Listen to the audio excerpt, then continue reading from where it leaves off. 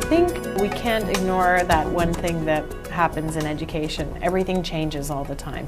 And people think that it's static, but actually in education things are changing all the time.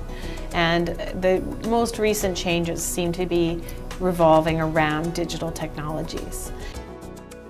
So the iPads and the interactive whiteboard work really nicely together with hands-on materials as well.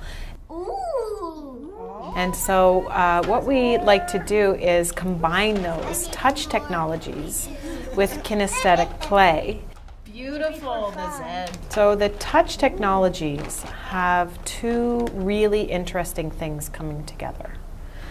They have a visual affordance, that is, they have this kind of visual way of presenting information to build really deep understanding of ideas.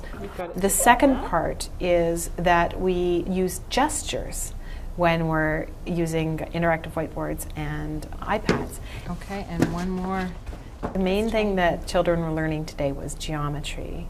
And the underlying principle there was that we think about space, we think about objects in space, and that sort of was the ground to all of the tasks. The first task with pattern blocks also had patterning in it. So the pattern was there, it was a repeating pattern, and that's part of the patterning and algebra curriculum. But they were using geometric figures to help them make sense of that. Not only that, but the core itself was a unit of geometric figures that they were then repeating. So there's sort of the piece there around the geometry.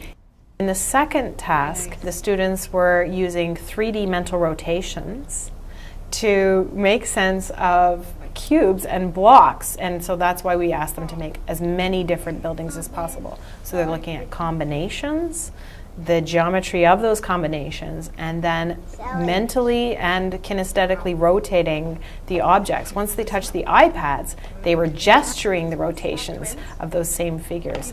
And so it gives them a whole bunch of different perspectives or ways of thinking about 3D structures. In the third task, the students had to think more on a 2D plane, but they had to hold multiple ideas simultaneously in their heads. So they had to think about not just joining a blue dot to a blue dot, but also keeping in mind that there was a yellow dot that needed to be joined to another yellow dot. So the pathways were interconnected in that the problem had to be solved as a whole, even though the students were using parts. So you'll notice that a lot of the activities that the students were doing today involved spatial reasoning and thinking geometrically without necessarily having to work very deeply through the language part of the tasks. And so these all have to do with spatial reasoning. And spatial reasoning is an amazing, important part of mathematics learning. It's the foundation to what engineers are doing and chemists and so many other professions later on. But it's also a predictor of reading abilities.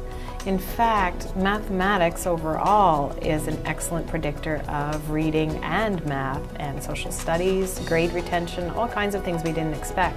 So these young children, when they have the opportunity to really learn mathematics deeply with the supports of technology and other tools, they will have so much more success all the way through school. I want to do the red one. I want to do the red one. Support Ontario's public television. Donate at tvo.org.